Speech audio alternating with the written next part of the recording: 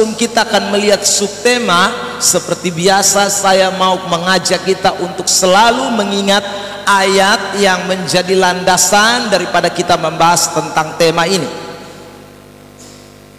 Kitab Roma pasal yang pertama ayat yang ke-17 terlebih dahulu.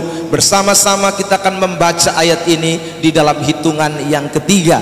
1, 2, 3. Sebab di dalamnya nyata kebenaran Allah yang bertolak dari iman dan memimpin kepada iman, seperti ada tertulis, orang benar akan hidup oleh iman.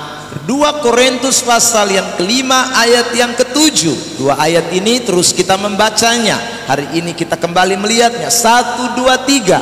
Sebab hidup kami ini adalah hidup karena percaya, bukan karena melihat. Dari dua ayat inilah sekali lagi tema besar kita yang kita sudah perhatikan 2 kali berturut-turut, yaitu tentang berjalan di dalam iman. Dan hari ini kita akan masuk subtema yang ketiga, yaitu iman yang mengalahkan dunia atau iman yang membawa kemenangan. Saudara, ini yang akan menjadi pembahasan kita secara khusus pada pagi diberkati ini. Saudara yang diberkati Tuhan Yesus Kristus, ayat yang akan menjadi rujukan kita yaitu 1 Yohanes pasal yang kelima ayat yang keempat. Mari sama-sama kita membaca ayat firman Tuhan ini. 1, 2, 3. Sebab semua yang lahir dari Allah mengalahkan dunia, dan inilah kemenangan yang mengalahkan dunia, iman kita. Jadi saudara yang diberkati Tuhan, dari ayat ini jelas sekali menunjukkan kepada kita tentang subtema yang kita bahas pada pagi hari ini, yaitu tentang iman yang mengalahkan dunia. Karena Alkitab memberikan pernyataan yang jelas, semua yang lahir dari Allah, semua itu akan mengalahkan dunia. Dan yang membuat kita bisa mengalahkan dunia adalah iman kita, kata firman Tuhan. Karena itu saudara yang diberkati Tuhan, kalau di tahun 2022 ini kita akan menjalani hari lepas hari, besok kita masuk di tanggal 2 dan seterusnya, kalau Tuhan izinkan maka kita akan sampai kembali di 31 Desember 2022. Saudara, kita harus berjalan di dalam iman, sebab kita sedang berada di tengah-tengah dunia dan kita harus mengalahkan dunia ini. Dan tidak ada sesuatu kekuatan apapun di dalam diri kita yang bisa mengalahkan dunia kecuali iman yang Tuhan karuniakan kepada saudara dan saya. Nah, saudara yang diberkati Tuhan, karena itu pada pagi hari ini ada 2 bagian besar yang akan menjadi pembahasan kita dari subtema iman yang mengalahkan dunia. Yang pertama adalah, mengapa kok dunia harus dikalahkan? Ini pertanyaan yang harus dijawab oleh Alkitab buat kita pada pagi hari ini. Yang kedua, kita akan memperhatikan bagaimana sih iman yang bisa mengalahkan dunia itu. Kita akan lihat di dalam pembahasan kita pada pagi hari ini. Oke, kita masuk terlebih dahulu pembahasan yang pertama. Mengapa dunia harus dikalahkan? Mengapa dunia harus dikalahkan? Saudara yang diberkati Tuhan, kata dunia di dalam Alkitab itu muncul beberapa kali dengan menggunakan satu kata, yaitu kosmos. Sama-sama menggunakan kata kosmos, dunia, ya saudara. Tetapi dalam pemaknaan kata dunia yang ditulis di dalam bahasa Yunani kosmos itu memiliki 2 makna yang berbeda. Karena itu pada pagi hari ini kita harus mengerti dulu tentang makna dunia itu secara khusus. Nah, saudara yang diberkati Tuhan, namun sebelum kita akan melihat makna dunia itu, saya ingin dulu memberikan alasan yang pertama, mengapa orang Kristen harus mengalahkan dunia. Yang pertama, saudaraku, karena ini adalah bagian daripada perintah Tuhan yang kita tidak boleh lupakan. Jadi Tuhan memang memerintahkan supaya kita mengalahkan dunia. Perhatikan ayat di dalam 1 Yohanes 5 ayat 4 tadi. Sebab semua yang lahir dari Allah mengalahkan dunia. dan inilah kemenangan yang mengalahkan dunia. 2 kali kata mengalahkan dunia itu diulang-ulang, dan semuanya ditulis dalam bentuk auris atau dalam bentuk kata kerja, kata perintah yang diberikan kepada saudara dan saya sebagai orang-orang percaya.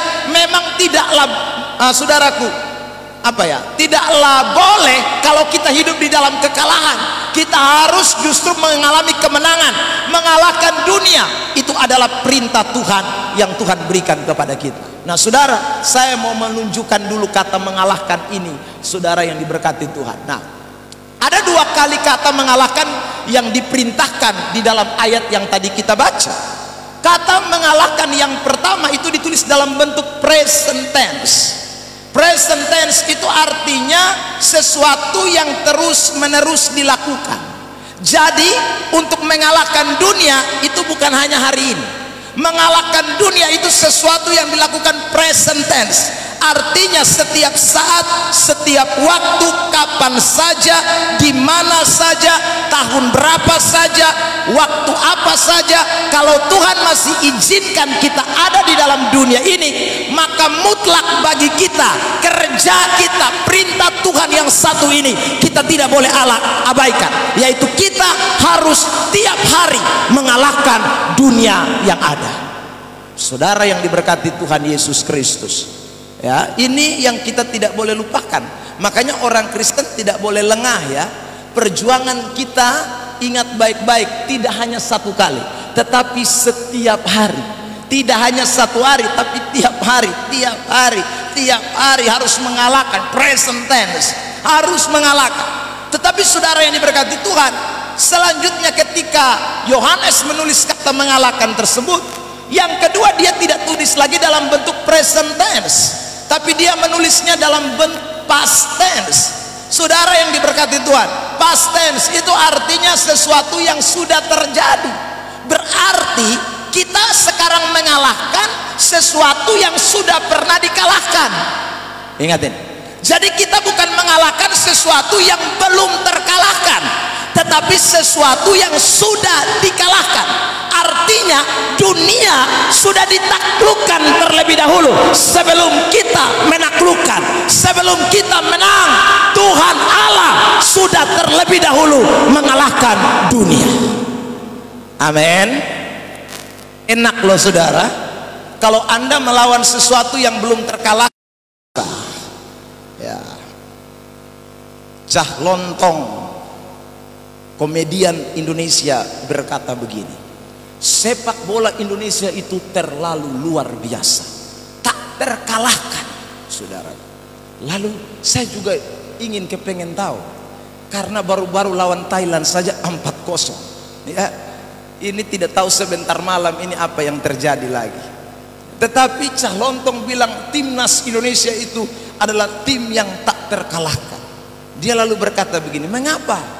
Karena lihat, Brasil juara dunia 5 kali, tetapi Brasil pernah dikalahkan juga oleh juara dunia yang lain. Saudaraku, Prancis pernah juara dunia,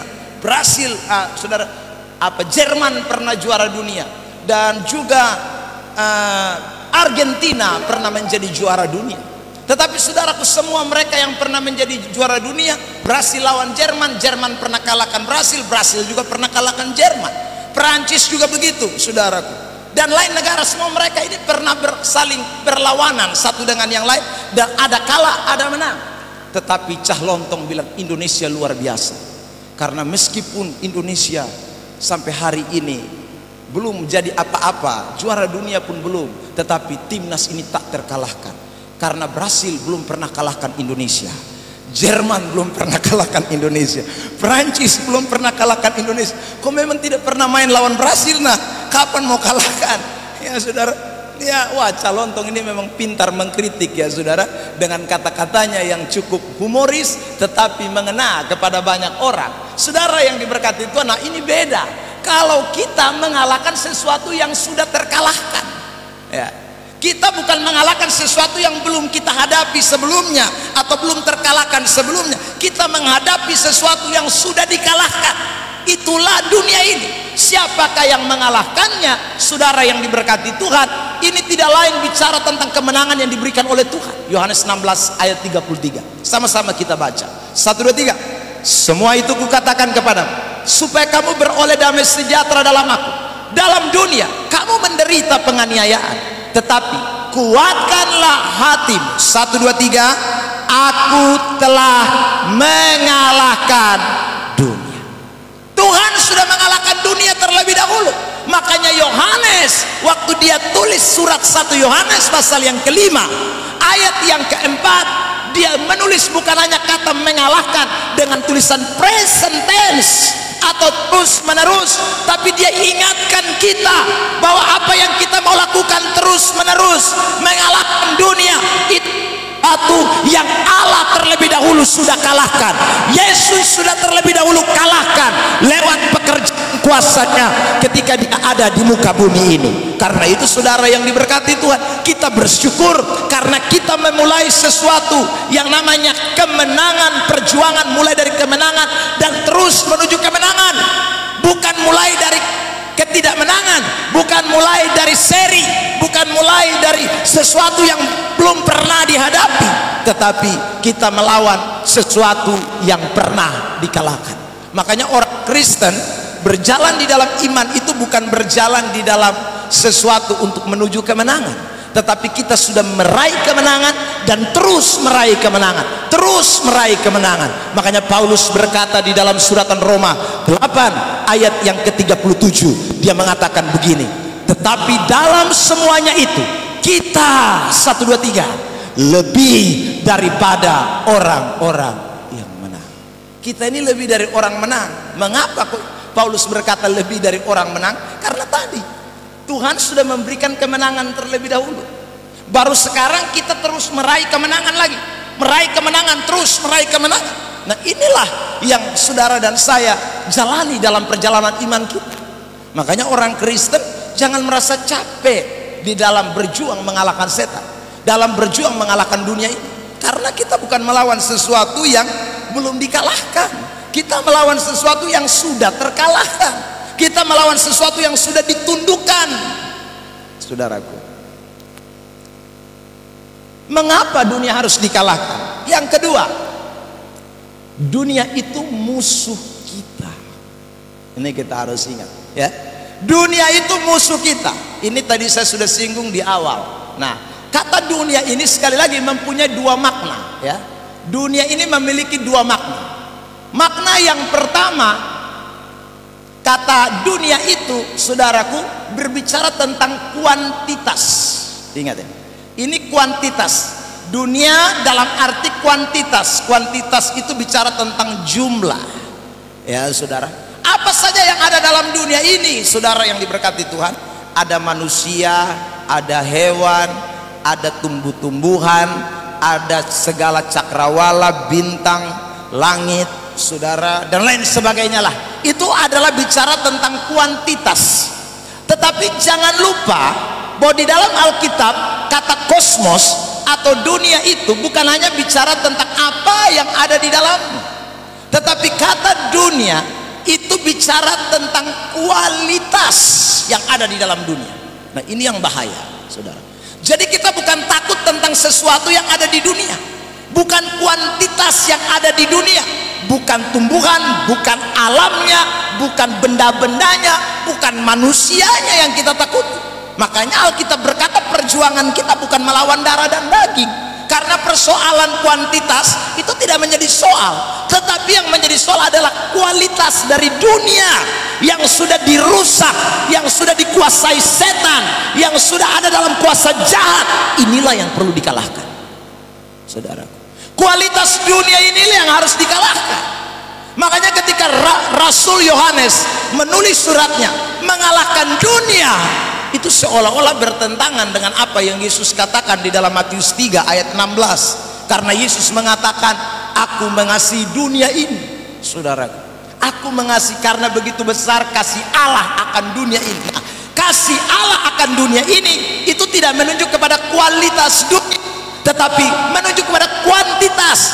Artinya manusia-manusianya yang dikasihi, manusia-manusia yang dicari, tetapi dunianya sendiri, kualitas dunianya sendiri ya kalahkan. Yohanes 6 ayat 33 tadi yang kita baca.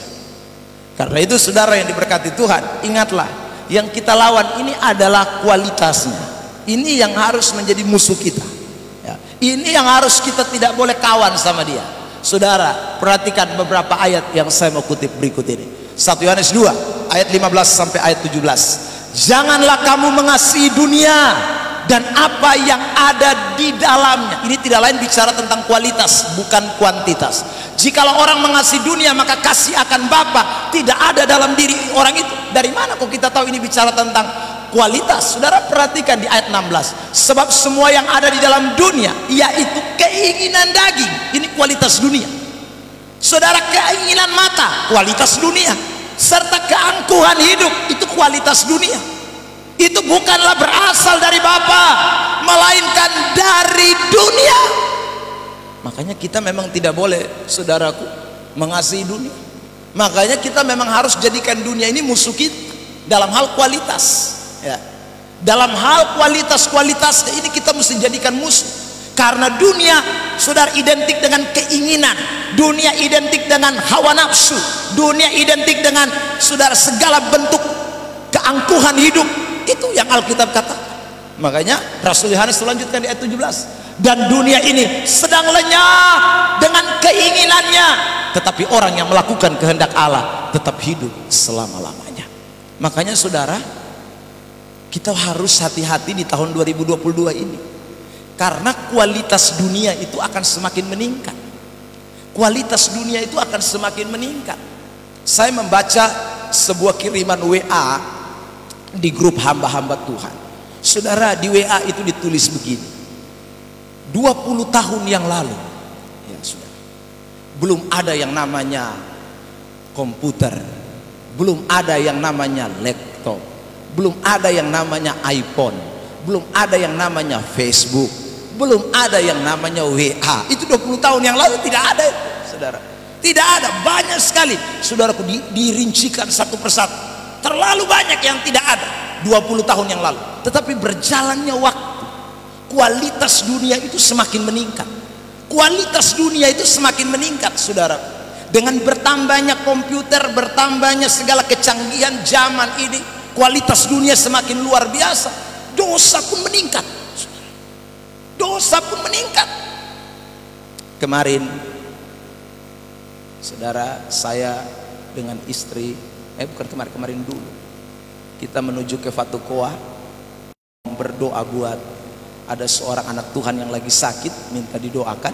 Saya lewat itu kampus STI. Waktu kami lewat, saudara, kampus STI, di depan saya itu ada trek besar muat apa barang-barang, saudara. Dan kita tidak bisa lewat dia karena, saudara, dia jalannya lambat, lalu kemudian dia kuasai jalan. Tetapi saudara, waktu saya di belakang trek itu, saya membaca ada satu tulisan di belakang trek itu. Tulisan itu bilang begini: kamu memang cantik, tetapi sayang namamu ada di salah satu aplikasi, yaitu WeChat. Saudara, nah apa itu aplikasi WeChat? Aplikasi WeChat itu adalah salah satu aplikasi yang sedang dipakai untuk melakukan prostitusi online ya, saudara. Jadi sekarang orang melakukan hubungan seks, saudara, atau persinahan, atau saudara, itu bukan lagi pergi ke KD, itu basi ya, sudah tawar menawar. Sekarang semua dilakukan lewat aplikasi yang namanya WeChat ya. Siapa saja, orang tidak pernah tahu dia itu kemungkinan besar adalah wanita panggilan. Dia jalan seperti kita biasa-biasa, saudara. Dia ada di lingkungan kita, tapi dia bermain dengan aplikasi itu, saudara. Di situ ada sejumlah laki-laki hidung belang yang, saudaraku, tinggal tawar menawar. Mau di mana? Hotel Aston berapa? Ya, saudaraku. Berapa jam? Ya, saudara. Hitungannya berapa? Semuanya tinggal kontak lewat HP, aplikasi. Itu menunjukkan kualitas dunia itu semakin meningkat, saudara. Kualitas dunia itu tambah hari tambah luar biasa. Jadi tidak ada lagi mau KD ditutup, tidak jadi soal bagi mereka, karena mereka bisa melakukan, saudaraku, sesuatu dengan begitu bebas hari-hari. Siapa ada cek kamar hotel tiap hari, saudara? Polisi mana yang kurang kerja tiap hari hanya ronda hotel, Aston hotel, tidak ada, saudara. Nah itu masing-masing tarif, mereka tinggal lewat WeChat saja, saudara yang diberkati Tuhan. Ya. Karena itu ingatlah baik-baik, inilah yang akan terjadi dan terus terjadi, dan 2022 akan lebih ngeri. Kualitas dunia akan tambah luar biasa. Sanggupkah kita mengalahkannya, saudaraku? Sanggupkah kita hidup di zaman yang modelnya kayak begini, dengan berbagai macam kecanggihan kualitas dunia yang bukan membawa kepada hal-hal yang baik, tetapi lebih cenderung kepada hal dosa? Saudara yang diberkati Tuhan, berapa banyak orang tua yang bisa mengontrol anak-anaknya ketika bermain selancar di Google, di YouTube dan lain sebagainya, saudara. Ya. Mau pornografi, situs-situs terlarang itu akan sekarang serba heboh. Tidak ada yang bisa. Nah ini kita sedang menghadapi dunia yang modelnya begini. Jadi keinginan dunia, keinginan mata yang dikatakan oleh Rasul Yohanes ini, saudaraku, bukan main-main ratusan tahun yang lalu. Ya, kurang lebih tahun 60-an Masehi sampai 62 Masehi. Tetapi Yohanes dalam kacamata ilahi, dalam visi misi Tuhan, dia sudah melihat bagaimana dunia yang akan datang. Saudara, dunia akan datang ini penuh dengan kebejatan. Kualitasnya tambah bagus, tapi moralnya tambah hancur. Nah kita sedang hidup di zaman yang seperti ini. Karena itu hati-hati, saudara. Bisa jadi suami istri, saudara, tidak baku tahu ya. Suami di kantor atau istri di rumah, dia WeChat kan, saudara. Anda tahu apa aplikasi ini? Semua bermain aplikasi. Bukan kayak dulu kau merayap kiri kanan kau dapat liaur, sekarang lain, saudara. Nah ini bahaya sekali. Kita sedang ada dalam dunia yang modelnya kayak begini, saudara yang diberkati Tuhan Yesus Kristus. Makanya Yakobus 4 ayat 4 mengatakan begitu: hai kamu orang-orang yang tidak setia, tidakkah kamu tahu bahwa persahabatan dengan dunia adalah permusuhan dengan Allah? Jadi barang siapa hendak menjadi sahabat dunia ini, ia menjadikan dirinya musuh Allah. Siapa mau berkonco dengan dunia, dengan kualitas-kualitasnya, dengan hal-hal yang serba hebat, tetapi kemudian menjerumuskan orang, ingat baik, Anda menjadi musuh Allah, bukan musuh manusia. 1 Yohanes 5 ayat 19, kita tahu bahwa kita berasal dari Allah, dan seluruh dunia 1, 2, 3 berada di bawah kuasa si jahat. Seluruh dunia, mau tinggal di Amfo Angka, mau tinggal di mana, ini seluruh dunia. Makanya saudara, dunia ini sedang berusaha bagaimana meningkatkan dunia digitalitas. Ini akan meningkat terus. Dulu sinyal di Amfo susah, sekarang akan jadi mantap.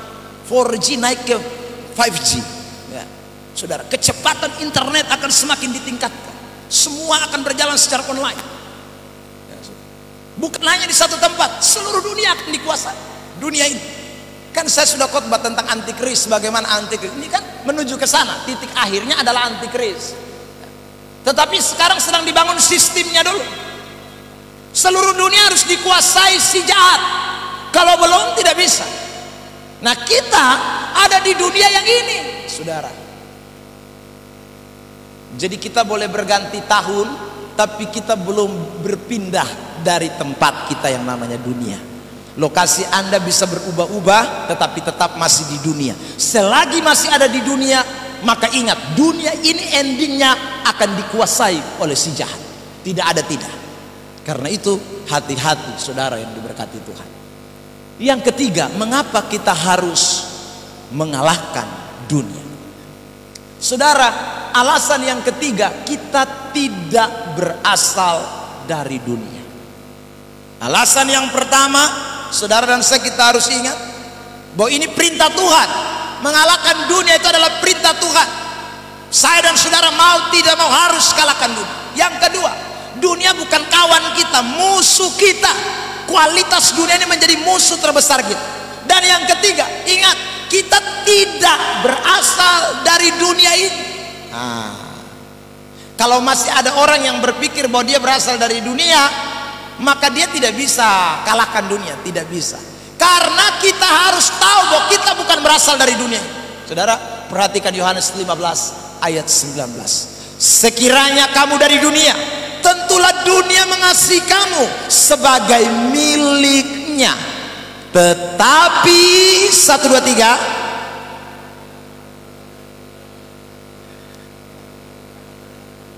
sebab itulah dunia membenci kamu.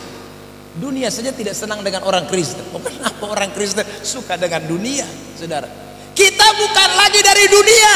Dia sudah pilih kita dari dunia. Ayat ini lebih jelas lagi, saudara yang diberkati, 17 ayat 14. Aku telah memberikan firman-Mu kepada mereka, dan dunia membenci mereka karena mereka 1, 2, 3 bukan dari dunia, sama seperti aku bukan, sama seperti Yesus. Jadi kita ini sama seperti Tuhan Yesus. Tuhan Yesus bukan berasal dari dunia.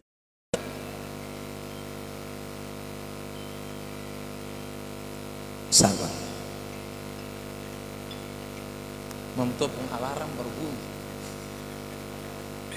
Saudara, ya, ini kita bukan berasal dari dunia. Kita sama seperti Yesus. Yesus kan bukan dari dunia. Nah, kita juga begitu. Memang kita lahir di dunia, sama seperti Yesus lahir di dunia. Tapi Yesus bukan berasal dari dunia. Dia utusan surgawi. Nah, kita orang-orang yang telah dilahirkan, 1 Yohanes 5 kan lahir dari Allah. Waktu kita lahir dari Allah, identitas kita berubah. Kita sudah dipilih dari dunia, kita sudah diambil dari dunia. Jadi kita bukan lagi berasal dari dunia, kita berasal dari surga. Nah, makanya saudara, saya selalu katakan, tiket surga itu sudah ada di tangan kita. Kita ini sudah punya tiket surgawi, ya saudara. Tiket ini sudah ada di tangan kita, tinggal tunggu jam berangkat saja. Itu saudara, tiketnya sudah booking habis. Orang percaya ini sudah booking tiket semua. Tiket keselamatan itu sudah bagian kita, tiket surga itu sudah bagian kita. Ya saudara, tinggal tunggu jam keberangkatan. Ada yang berangkat hari ini, ada yang berangkat besok, ada yang berangkat tahun depan. Jam berangkat yang beda-beda. Tadi pagi saya ditelepon Pendeta Matias Dauman. Shalom, selamat pagi. Ya, saya bilang, selamat pagi Bapak, selamat tahun baru. Pandok Manu bilang, masih hidup kok? Masih, haleluya. Ya sudah. Saya balas tanya, Bapak Karmana? Masih juga. Mau bepu kawan ini Pak Eben, beta baru telepon juga bilang dia sudah berangkat 2 hari yang lalu. Saya bilang, puji Tuhan, dia pun tiket keberangkatan sudah datang. Kita punya belum? Ya saudara, jam keberangkatan saja yang ditunda, tiket sudah ada, saudara. Ya, saudara diberkati, tiket sudah ada, tinggal tunggu jam keberangkatan saja. Karena memang kita bukan berasal dari dunia. Jadi kalau ada orang mau tinggal lama-lama di dunia, itu kemungkinan besar dia masih dalam dunia ini, berasal dari dunia. Kita ini bukan, lagi tunggu ini. Ada yang sudah di ruang tunggu, ada yang mungkin masih lagi siap-siap pakaian di rumah. Ya, kita kan tidak tahu. Semua ini lagi jam penerbangannya saja yang beda-beda. Ya. Tetapi sesungguhnya kita sudah menjadi warga kerajaan Allah. Filipi pasal 3 ayat 20. Sama-sama kita baca. 1, 2, 3. Dan dari situ juga kita menantikan Tuhan Yesus Kristus sebagai juru selamat. Kita ini warga kerajaan Allah. Amin. Beri dulu tepuk tangan yang terbaik buat Tuhan Yesus Kristus. Bilang samping kiri kanan, jam keberangkatanmu jam berapa? Haleluya. Jadi ingat itu baik-baik saudara. Kita semua punya tiket sama, tiket kita ke sorga. Tujuan kita satu, karena kita warga kerajaan Allah. Kita bukan dari dunia ini. Jadi sekarang ini kita hanya dikasih tugas sama Tuhan. Hidup di dunia ini sementara. Kalahkan dunia pakai iman. Jangan menyerah, karena kamu bukan berasal dari dunia. Jangan kamu pikir kamu orang dunia. Bukan, kamu sudah dipilih saudara. Kamu sudah menjadi warga kerajaan. Ini yang kita tidak boleh lupakan, saudara yang diberkati Tuhan. Nah, sekarang kita akan masuk pada bagian besar yang kedua. Bagaimana kita memiliki iman yang dapat mengalahkan dunia tadi, saudara? Karena dunia itu adalah musuh kita. Dunia itu bukan tempat tinggal kita yang sebenarnya. Itu sekali lagi adalah bagian yang harus terkalahkan, karena itu adalah perintah Tuhan. Nah, bagaimana supaya ini bisa terjadi? Iman sekali lagi menjadi kunci. Iman yang mengalahkan. Nah, iman seperti apa? Iman yang bagaimana? Yang bisa mengalahkan. Saudara yang diberkati Tuhan, memiliki iman yang mengalahkan dunia itu yang pertama adalah kita mesti iman yang percaya kepada Yesus. Sama-sama katakan percaya Yesus. Nah, saudara, ingat baik-baik, kita harus percaya kepada Yesus. Nah, saya ingin membahas ada dua hal penting tentang percaya kepada Yesus. Dalam ayat yang tadi kita baca, perhatikan, percaya Yesus yang pertama adalah percaya Yesus itu adalah Kristus. Ini adalah percaya yang beriman sungguh. Kita mesti beriman bahwa Yesus itu adalah Kristus. Perhatikan ayat di dalam 1 Yohanes pasal yang kelima tadi, ayat yang pertama nanti kita akan baca. Kristus yang diurapi. Kata Kristus ini artinya yang diurapi, dari bahasa Yunaninya Kristos atau Ibraninya Mesias. Itu Kristus yang arti diurapi Tuhan. Nah, berarti orang yang percaya kepada Yesus Kristus itu berarti mempercaya yang namanya pengurapan. Sama-sama kita baca dulu 1 Yohanes 5 ayat 1. 1, 2, 3. Yesus adalah Kristus, lahir dari Allah, dan setiap orang yang mengasihi Dia yang melahirkan mengasihi juga Dia yang lahir daripada.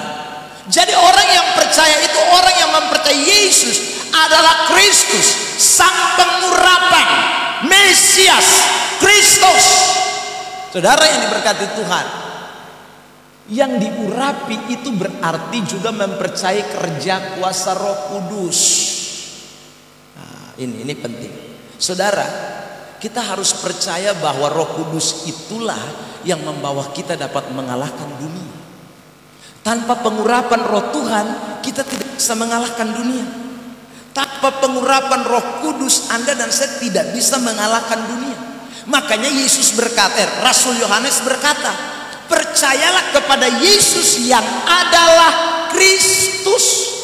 Percayalah, bukan hanya sekedar tahu tentang Yesus, bukan hanya sekedar saya Kristen, tetapi juga mempercayai kuasa pengurapan, kerja Roh Kudus di dalam hidup kita. Karena hanya dengan kerja Roh Kudus, pengurapan Allah, maka dunia bisa dikalahkan. Perhatikan ayat di dalam 1 Yohanes 4 ayat 4. Mari kita baca ayat firman Tuhan. 1, 2, 3. Kamu berasal dari Allah, anak-anakku, dan kamu telah mengalahkan, sebab lebih besar daripada roh yang ada di dalam dunia. Jadi dunia ini kita bisa kalahkan kalau ada pengurapan Roh Kudus, karena roh yang ada di dalam kita itu lebih besar kekuatan kuasanya yang mengalahkan dunia ini. Amin. Jadi itu iman yang mengalahkan dunia. Jadi kalau saudara berkata saya beriman tapi tidak ada pengurapan, maka iman itu adalah iman kosong. Ya. Iman yang tidak bisa mengalahkan dunia adalah iman tanpa pengurapan, tanpa roh Allah, tanpa kerja kuasa Allah. Iman yang model kayak begitu, iman kosong, iman hampa, iman yang tidak menghasilkan kemenangan. Tapi kalau saudara mau melihat iman yang mendatangkan kemenangan lepas kemenangan, biarlah iman itu didasari oleh pekerjaan, kekuatan, pengurapan kuasa Roh Kudus yang dicurahkan di dalam setiap kehidupan kita. Amin. Makanya ada banyak orang tidak bisa kalahkan setan, keinginan dunia, kualitas dunia, dia tidak bisa kalahkan. Tidak ada urapan. Kalau tidak ada urapan Roh Tuhan tidak bisa. Pendeta apa lu mau khotbah keliling dunia, kalau tidak ada urapan setan gaib. Saudara, setan tangkap. Makanya jangan heran ada banyak pendeta yang selingkuh, ada banyak pendeta yang terjerumus ke dalam dosa perzinahan, ada banyak pendeta yang naksir jemaat yang kaya. Ini pendeta dan jemaat sama dengan, saudara, dua-dua dikuasai oleh roh setan, bukan roh Tuhan. Ini bahaya. Saudara, kalau tidak ada roh Tuhan, Anda dan saya tidak bisa. Mau apa kita? Saudara, mau kalahkan dunia pakai apa? Saudara, tidak ada bisa yang lain. Tawaran-tawaran dunia ngeri. Paul Yonggi Cho sebelum meninggal dunia, saudara, dia pendeta terbesar di Asia Tenggara, ya. Pendeta yang luar biasa, dipakai Tuhan. Tetapi saudara terperangkap di dalam mafia keuangan, masuk penjara. Saudara, tanpa urapan Roh Kudus mati kita. Tidak bisa mengalahkan dunia. Saya ulang, dunia ini sedang berkembang dengan kualitas yang tambah canggih, tambah hebat. Bagaimana Anda dan saya bisa menang? Bagaimana kita bisa kalahkan dunia ini kalau tidak ada kepercayaan kepada kerja Kristus, pengurapan mesianik Roh Allah. Galatia pasal 6, Galatia 5 ayat 19, 20, 21 bicara tentang pekerjaan daging. Ayat 16 bicara tentang bagaimana dipimpin oleh Roh Kudus. Kalau ada pimpinan Roh Kudus, maka orang tidak akan menuruti keinginan daging. Karena roh itu lebih besar, kualitasnya lebih tinggi daripada kualitas roh dunia. Ini, ya. Roh yang ada dalam dunia ini tidak lebih besar dari kualitas roh Allah, roh Kristus, roh pengurapan. Itu, saudara yang diberkati Tuhan. Bahkan sekarang ada suanggi online loh. Loh, iya. Sudah tidak zaman lagi suanggi pakai tidak online. Sekarang bisa suanggi online. Ya, saudara. Saya nonton beberapa hari yang lalu waktu Indonesia mau melawan Thailand, ya. Perdukunan, kelompok perdukunan se-Indonesia mengadakan, saudaraku, ritual online. Karena kan bertandingnya di Singapura toh, dong main ritual online, ternyata ampak kosong. Ritual tidak mampan, saudara. Mangkali roh Singapura lebih, roh Thailand lebih besar daripada dong roh putar balik. Ya saudara, ini dunia ini memang tambah hari tambah aneh.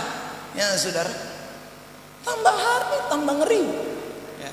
Makanya kalau kita tidak hidup dalam penguasaan Roh Kudus, aduh berat kita, saudara. Kita berat. Kita tidak akan bisa bertahan di dunia yang model kayak begini. Hanya Roh Kudus yang bisa mengalahkan dunia. Makanya iman yang mengalahkan dunia itu adalah iman yang percaya akan kekuatan pengurapan Roh Kudus. Ini penting sekali. Mari saudara ingat baik-baik. Ini tahun 2022 awal, saya mau ingatkan kepada seluruh sidang jemaat. Ingat, pengurapan Tuhan itu penting sekali. Minta terus urapan Tuhan. Saya kah, saudara, kita semua, tidak ada yang tidak boleh tidak minta urapan. Harus terus minta pengurapan Tuhan. Makanya saudaraku, di tahun 2022 ini ibadah praise and worship kita akan tingkatkan, ya, pujian penyembahan kepada Allah. Sebab tanpa urapan hancur kita, tanpa urapan hancur kita semua. Tidak bisa kita bertahan, ya. Kita gereja sidang jemaat Allah, sudah di tahun ini saja 3 pendeta hancur di GSJI yang ada di NTT.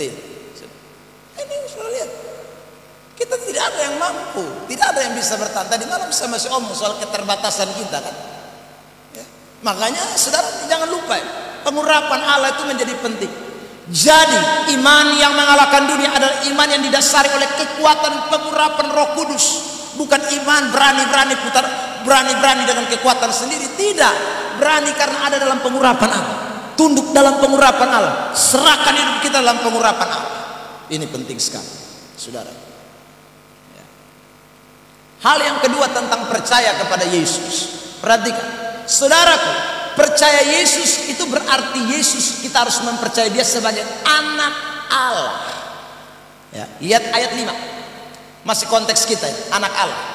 1 Yohanes 5 ayat 5. Siapakah yang mengalahkan dunia selain daripada Dia yang percaya bahwa 1, 2, 3. Nah, jadi siapa yang bisa mengalahkan dunia ini? 1, yang percaya Yesus adalah Kristus. Yang kedua, yang percaya bahwa Yesus adalah anak Allah. Nah, Anak Allah itu menjadi penting, saudara yang diberkati Tuhan. Karena banyak orang melihat Yesus itu dari berbagai kacamata. Nah, ini penting sekali, saudara. Lihat Matius 16 ayat 13 dan sampai dengan ayat yang ke-16, saya tidak salah. Ya, kita akan lihat.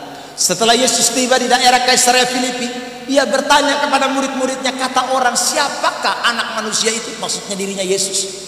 Menurut kamu siapa? Lalu ayat yang ke-14, jawab mereka, ada yang mengatakan 1, 2, 3, ada juga yang mengatakan apa? Elia. Dan ada pula yang mengatakan apa? Yeremia. Atau ada salah seorang dari para nabi. Ternyata lihat, waktu Yesus hadir di dalam dunia aja, saudara lihat, tidak semua mengakui bahwa Yesus itu adalah anak Allah. Tidak semua mempercayai bahwa Yesus itu adalah anak Allah. Banyak yang mempercayai bahwa dia itu adalah seperti Yohanes Pembaptis. Maksudnya apa? Yohanes Pembaptis itu punya pekerjaan adalah memberitakan soal pertobatan. Nah, Yesus memang gaya pelayanannya, gaya penginjilannya, omong dosa, togor dosa, menyatakan pertobatan. Jadi orang pikir bahwa ini 11-12 dengan Yohanes Pembaptis sama. Jadi mereka tidak lihat bahwa dia itu adalah anak Allah. Yang mereka lihat adalah dia Yohanes Pembaptis karena dia memberitakan tentang pertobatan. Saudara. Yang kedua, ada orang yang melihat dia sebagai Elia. Kenapa Elia? Elia itu terkenal dengan nabi yang membuat banyak mujizat, saudara yang diberkati itu. Oh, mereka melihat Yesus ini Elia karena 5 roti 2 ikan dia bisa kasih makan 5.000 orang, saudara. Wah, luar biasa. Di pesta perkawinan di Kana dia bisa bikin mujizat. Dari air yang orang pakai cuci tangan, cuci kaki, dibuatnya menjadi anggur. Waduh, ini mujizat. Berarti dia ini Elia, saudara yang diberkati. Yang berikut dong pikir dia ini adalah Yeremia atau salah seorang dari nabi. Karena dia mengutip banyak ayat dalam perjanjian lama. Dia, saudaraku, menyatakan nubuatan. Jadi mereka pikir ini nabi ini, saudara. Jadi inilah pandangan orang-orang yang ada pada waktu itu. Dan ini juga yang masih berkembang sampai hari ini. Ada banyak orang yang tidak percaya Tuhan sebagai Yesus sebagai Allah. Nanti kita akan lihat, saudara yang diberkati. Mereka hanya percaya Yesus itu bikin mujizat, ya. Mereka hanya percaya Yesus itu omong soal pertobatan, berita-berita. Itu saja, saudara. Mereka tidak melihat lebih jauh daripada itu. Tetapi apa yang dilihat oleh seorang yang bernama Petrus, lalu Yesus bertanya kepada mereka, tetapi apa katamu, siapakah aku ini? Lalu ayat yang ke-17 firman Tuhan berkata, 16, maka jawab Simon Petrus, engkau adalah 1, 2, 3. Terus sudah lihat ya? Ini pandangan Petrus. Jadi Petrus mempercayai bahwa Yesus itu yang diurapi, Kristus, Mesias, Roh Kudus ada di sana. Lalu juga dia mempercayai anak Allah. Saudara, ini kita penting sekali. Sebab yang percaya begini yang bisa kalahkan setan. Nah, sekarang kita lihat apa yang dikatakan Yesus di ayat yang ke-19. 1, 2, 3. Kepadamu akan kuberikan kunci kerajaan surga. Apa yang kau ikat di dunia ini akan terikat di surga, dan apa yang kau lepaskan di dunia ini akan terlepas di surga. Amin. Saudara lihat, kalau Anda punya percaya bukan hanya sebagai Yesus itu hanya pemberita, Yesus pembuat mujizat, tapi dia Allah. Percaya dia Allah, artinya mempercayai bahwa Tuhan penguasa seluruh hidup kita. Maka saudara yang diberkati Tuhan, dia berikan kepada saudara kunci kerajaan Allah. Apa yang kau ikat di dunia ini terikat di sorga. Apa yang kau lepaskan di dunia ini terlepas di sorga. Inilah iman yang mengalahkan dunia. Jadi kalau iman belum seperti ini, maka ada something, ada sesuatu yang tidak beres dengan percaya kita. Kemungkinan percaya kita hanya seperti orang-orang pada tempo itu. Makanya tidak ada kuasa pengurapan, tidak ada. Roh Kudus tidak ada dalam hidup kita. Anak Allah tidak bekerja dalam hidup kita. Itu karena begitu, saudara. Tapi kalau kita punya pengurapan kuasa Roh Kudus, percaya dengan anak Allah itu sebagai Allah itu sendiri, maka sekali lagi Dia kasih saudara kunci kerajaan Allah. Apa yang kau ikat di dunia terikat di surga. Itu kata firman. Apa yang kau lepaskan itu akan terlepas di surga. Nah, jadi iman yang mengalahkan dunia adalah iman yang didasari oleh pengenalan yang benar terhadap pribadi Yesus sebagai Allah. Tahun 2022 ini, jangan tempatkan Yesus hanya sebagai penegur firman. Jangan tempatkan Yesus hanya sebagai pembuat mujizat. Jangan tempatkan Yesus hanya sebagai salah satu dari nabi-nabi yang menyatakan nubuatan. Tapi jadikan Yesus segala-galanya dalam hidup saudara dan saya. Amin. Tadi malam saya masih bicara soal Petrus. Waktu Petrus melihat Yesus, dia bukan hanya lihat dari jauh. Dia datang dan dia pastikan itu adalah Yesus. Dia mau mengenal secara benar. Dia tidak mau kenal dari kulit luar. Dia mau kenal secara pribadi dengan Tuhan Allah. Ini juga yang harus menjadi pengenalan kita. Ini juga yang harus menjadi kerinduan kita. Jadi kalau saudara rasa bahwa Tuhan itu adalah Allah, maka dalam segala keadaan saudara pasti cari Tuhan. Tidak bisa tidak. Tapi orang yang merasakan Tuhan bukan Allah sebagai nabi, hanya sebagai orang-orang yang membutuhkan saudaraku mujizat, maka dia akan perlu Tuhan suatu saat. Ya. Kalau dia butuh teguran dari Tuhan, dia butuh firman Tuhan, baru dia cari Tuhan. Tapi kalau dia lagi tidak butuh, dia malas tahu dan Tuhan Allah. Saudara, kalau dia butuh mujizat dari Tuhan, dia butuh pertolongan dari Tuhan, baru dia cari Tuhan Allah. Itu orang yang belum mengenal Tuhan dengan benar. Dan orang seperti itu tidak akan pernah melihat dunia dikalahkan. Tidak bisa. Hanya orang-orang yang mengalahkan dunia adalah orang yang mempercayai bahwa Tuhan itu adalah Allah, Yesus itu adalah Allah. Artinya dia segala-galanya dalam kehidupan kita. Itulah yang kita tidak boleh lupakan. Nah, mengapa percaya atau beriman seperti ini penting? Kenapa? Saya mau tekankan ini. Saudara, saya mau tunjukkan beberapa ayat ini penting buat kita. Karena mengingat Alkitab mengungkapkan ada 3 tipe orang yang menyebut diri percaya Yesus. Ada 3 tipe. Saudara, tipe yang pertama itu disebut dengan tipe liturgi. Nah, ada orang Kristen liturgi, saudara.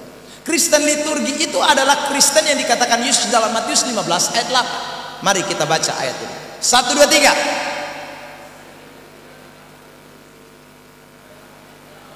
Nah, ini. Ini adalah, saudara lihat, Kristen liturgi. Mari kita menyanyikan alam semesta. Dia menyanyi alam semesta. Ya sudah. Mari kita berdoa. Dia berdoa. Ya sudah. Mari kita berikan persembahan.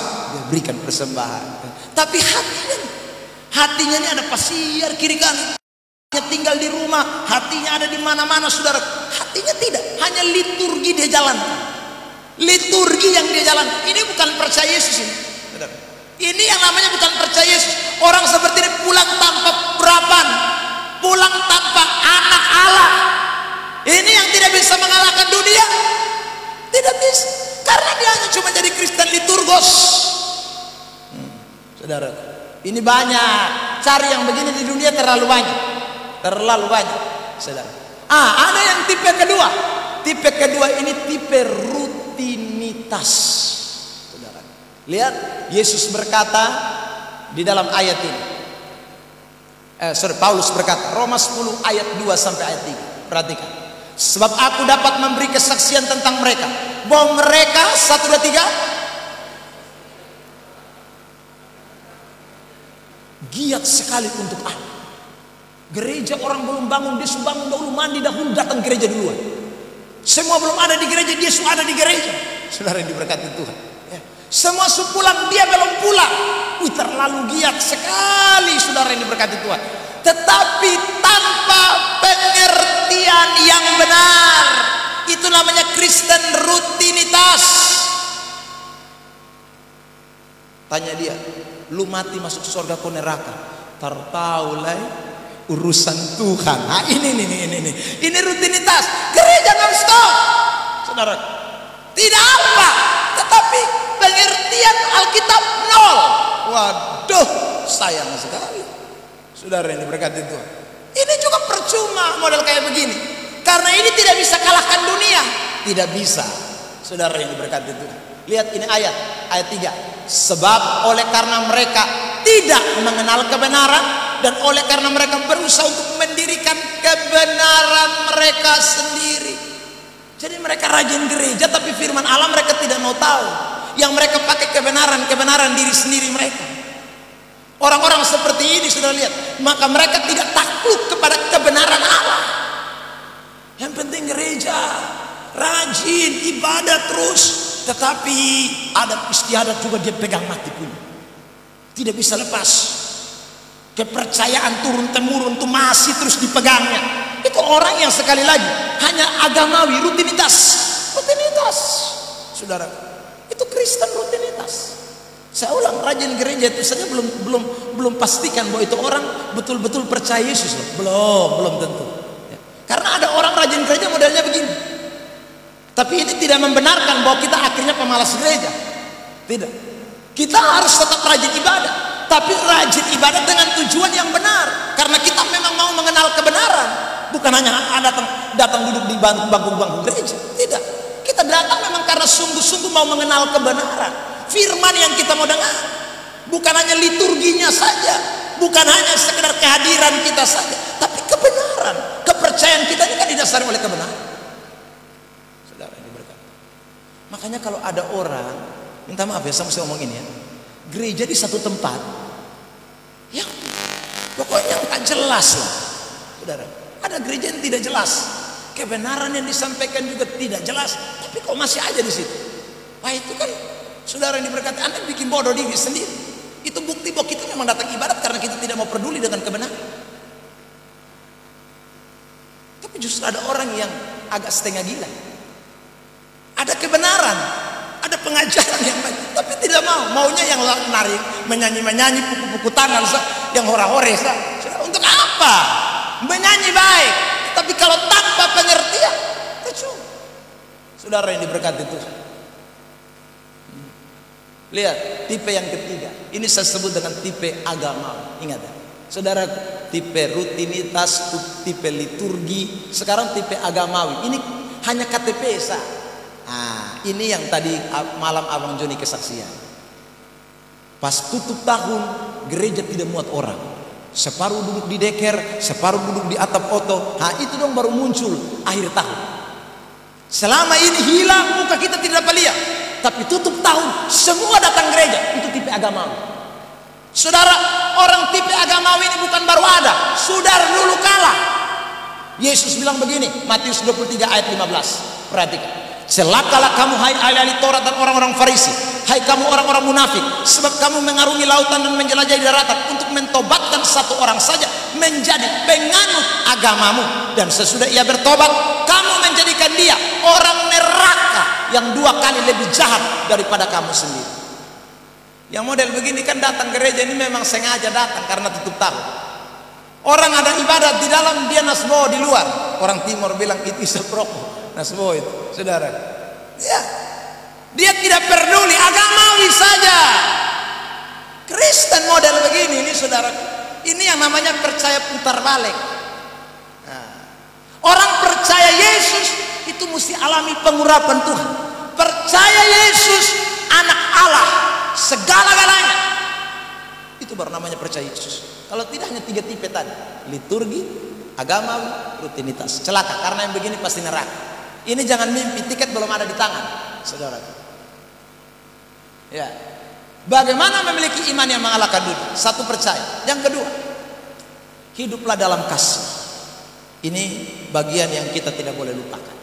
Saudara, waktu Yohanes menulis ayat ini, saya tertarik sekali untuk memperhatikannya dengan baik. Setiap orang yang percaya bahwa Yesus adalah Kristus lahir dari Allah, dan setiap orang yang mengasihi Dia, yang melahirkan, mengasihi Yesus maksudnya yang melahirkan, mengasihi juga Dia yang lahir daripadanya. Mengasihi juga Dia yang lahir daripadanya. Yang dimaksud ini adalah orang-orang yang sudah dilahirkan tadi. Jadi orang-orang yang sudah dilahirkan itu mengasihi Dia yang melahirkan, tetapi juga mengasihi orang-orang lain yang dilahirkan juga. Nah itu. Makanya saudara ini berkati Tuhan. Lanjut di ayat 2. Inilah tandanya bahwa kita mengasihi anak-anak Allah, yaitu apabila kita mengasihi mengasihi Allah serta melakukan perintah-perintah. Wih, jelas sekali. Jadi kalau orang, saudaraku, mengasihi Tuhan, itu adalah orang-orang yang juga mengasihi anak-anak Tuhan. Nah, ini ingat ini, saudara. Jadi kalau orang mengasihi Tuhan tapi membenci anak-anak Tuhan, itu bukan mengasihi Tuhan, saudara. Ya, makanya kalau ada orang Kristen, ya saudara, menghalangi orang Kristen lain beribadah, itu bukan Kristen yang namanya anak Tuhan itu. Dari mana kau bilang kau mengasihi Tuhan tapi kau membenci juga sesama anak Tuhan? Tidak bisa dong. Ya sudah, tidak mau. Ya. Mengasihi Allah serta melakukan perintah-perintahnya. Yohanes 5 ayat 3 selanjutnya. Sebab inilah kasih kepada Allah, yaitu bahwa kita menuruti perintah-perintahnya. Perintah-perintahnya itu tidak berat. Bagaimana kita bisa mengalahkan dunia? Iman yang muncul oleh karena, sekali lagi, iman yang percaya kepada Yesus sebagai Allah, sebagai Kristus. Dan yang kedua, iman yang lahir karena ada kasih yang menuruti firman Tuhan. Kasih yang benar-benar muncul karena pergerakan kebenaran Allah di dalam hidup kita. Dan orang yang hidup di dalam kebenaran, saudara yang diberkati, itu tidak bisa lepas dari yang namanya mengasihi. Sebab tidak mungkin orang berkata saya mengasihi tapi tidak mengikuti perintah. Tidak mungkin, saudara. Apa artinya Anda bilang mengasihi suami, mengasihi istri, saudara, tetapi Anda tidak melakukan bagian yang saudara Alkitab perintahkan untuk kita lakukan? Bukan mengasihi. Sama aja seperti kita mengasihi Tuhan. Jadi tidak mungkin orang bisa mengasihi tanpa yang namanya bukti nyata. Ini saya mau baca ini kesimpulan yang ketiga buat kita. Jadi iman yang mengalahkan dunia adalah iman yang didasari oleh kasih kepada Allah yang dibuktikan dengan melakukan firman. Itu adalah iman yang sesungguhnya. Jadi tidak mungkin orang beriman tapi punya kasih. Iman model kayak begini tidak bisa mengalahkan dunia. Makanya saudara, ada suami bisa selingkuh, itu karena tidak ada kasih. Kalau ada kasih, tidak mungkin dia kemudian main chat yang tadi saya bilang. Ya, tidak mungkin, saudaraku. Kalau dia mengasihi suami, mengasihi istri, tidak mungkin. Kalau dia mengasihi Tuhan, tidak mungkin dia tidak kalahkan dunia. Tidak mungkin. Karena kasihnya tidak beres, maka tidak mungkin dia bisa kalahkan dunia. Sebab yang bisa mengalahkan dunia itu kasih Allah, saudara dan saya. Amin. Ya, jadi hari ini jangan lupa ini, saudara. Percaya kunci yang pertama. Yang kedua, kasih. Makanya tema yang diangkat tahun ini, cinta kasih itu menggerakkan persaudaraan. Kalau cinta kasih Kristus ada dalam hidup kita, maka itu akan menggerakkan kasih persaudaraan. Sekali lagi, karena kasih itu yang dapat mengalahkan segala sesuatu yang ada dalam dunia ini. Kasih menutupi banyak dosa, kasih menutupi banyak pelanggaran. Maknanya adalah, saya sudah ungkapkan ini, bahwa kita pasti dapat mengalahkan segala tipu kompromi dosa segala macam kalau ada kasih. Tanpa kasih tidak mungkin, saudara. Tanpa kasih tidak mungkin.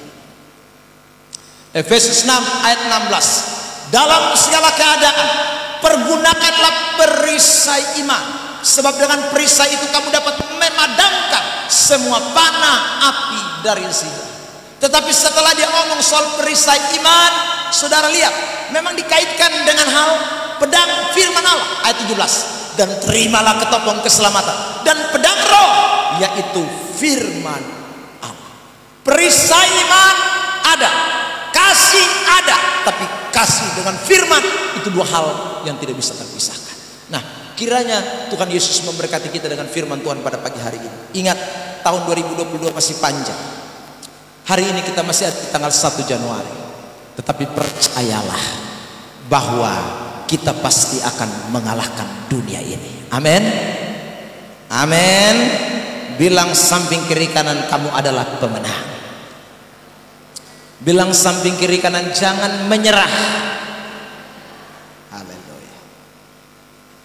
Ya, masih awal tahun ini, saudara, ya. Jangan menyerah. Ini kita punya perjuangan besar. Ya, saudara. Saya mau kita baca kesimpulan dulu. Kesimpulan ini sama-sama. 1, 2, 3. Tahun 2022 adalah tahun peperangan. Ini perintah Tuhan. Dunia musuh kita. Dunia bukan tempat asal kita. Kalahkanlah semua kualitas dunia ini dengan percaya kepada pengurapan Roh Kudus, pengenalan akan Allah yang benar, dan firman Tuhan sebagai senjata rohani. Sama-sama kita pasti menang. Amin. Akhirnya saya bersama dengan keluarga menyampaikan selamat merayakan tahun baru 1 Januari 2022. Bersama Tuhan kita pasti menang, menang, menang. Tuhan Yesus memberkati kita sekalian. Haleluya.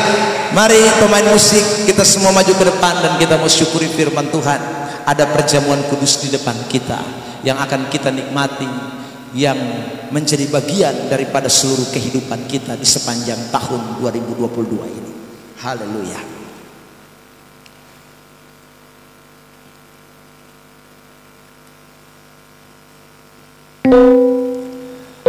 Haleluya Yesus. Terima kasih Tuhan.